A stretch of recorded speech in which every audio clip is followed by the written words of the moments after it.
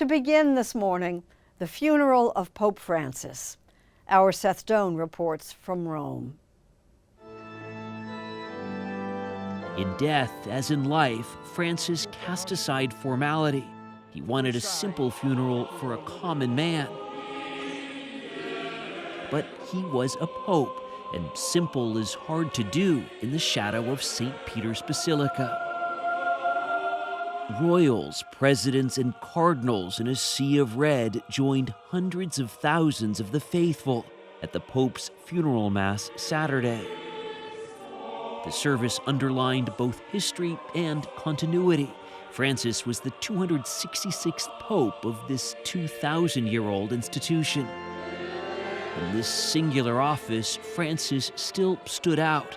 He was the first pope from the Americas, the first Jesuit pope, and despite being the spiritual leader of nearly 1.5 billion Catholics, those who knew him say he prized being normal.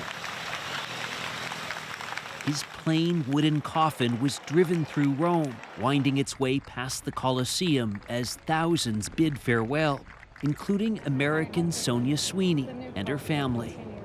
This pope in particular has been really wonderful for the new generations because he was so welcoming and loving, and I think he really opened up the church not only for Catholics but for, everybody. Francis chose to be buried outside of the Vatican, the first pontiff in more than a century to do so.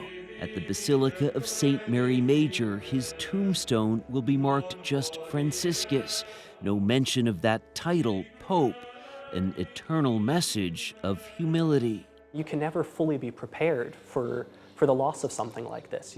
Someone who, for the last 13 years almost, was the sort of visible sign of unity in the church. Dominic Walters from Minnesota is studying to become a priest at Rome's Pontifical North American College, along with Deacon Robert Williams, who's from Oklahoma. Both met Pope Francis. I remember he joked, make sure and be normal priests. Do things like play sports, play instruments, do normal things. And so it's funny how that stuck with me is that now here, every time I pick up soccer or pick up basketball, I always think this one's for you, Pope Francis.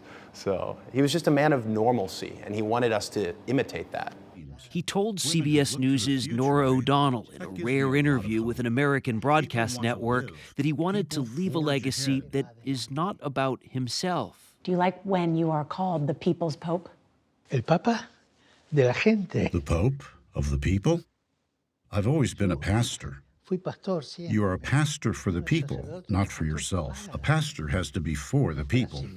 Pastor tiene que ser para la gente. Born in Argentina, the son of Italian immigrants, Jorge Mario Bergoglio took the name Francis as pontiff after the saint who rejected wealth. Railing against the, quote, virus of consumerism, he said he wanted a poor church for the poor. All those people around us who are trapped in a cycle of poverty, they too need to be given hope.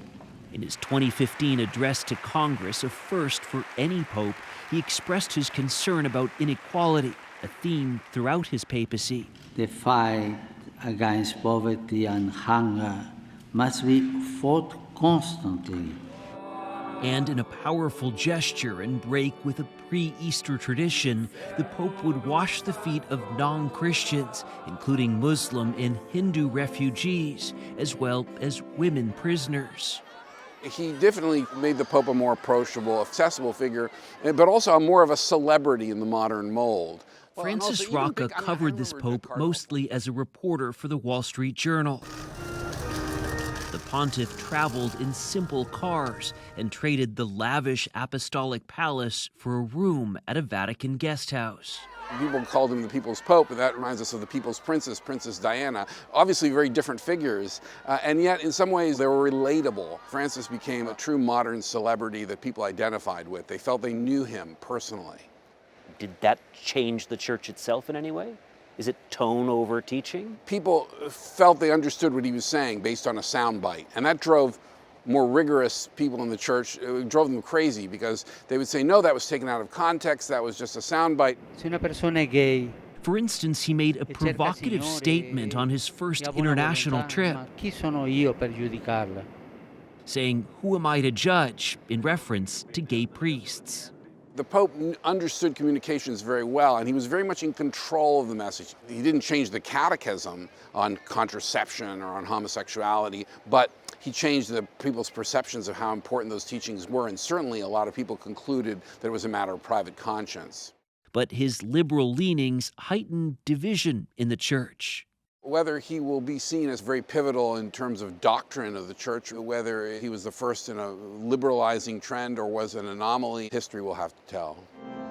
Cardinals are now meeting in preparation for the conclave, the secretive process by which they'll choose the next pope.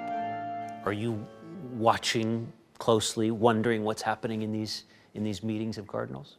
I like to hope it's at least a healthy amount of curiosity and not too much. Anytime in my own heart I'm tempted to ever start to get concerned about how might this go, it's an opportunity to make an act of faith and invite the Lord to be in charge.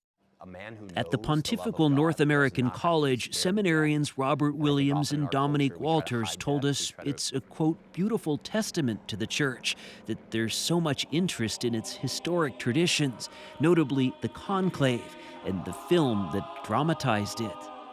Is what's about to take place anything like what we saw in the conclave, the movie? Yeah.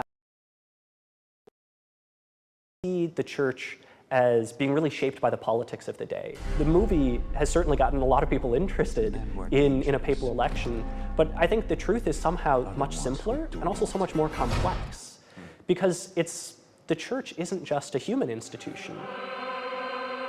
Catholics believe there is a divine component to this process, and cardinals will soon gather in the Sistine Chapel to select the next pope. About 4/5 of these princes of the church who will be voting were appointed by Francis, and they'll weigh whether to cement or chip away at his legacy.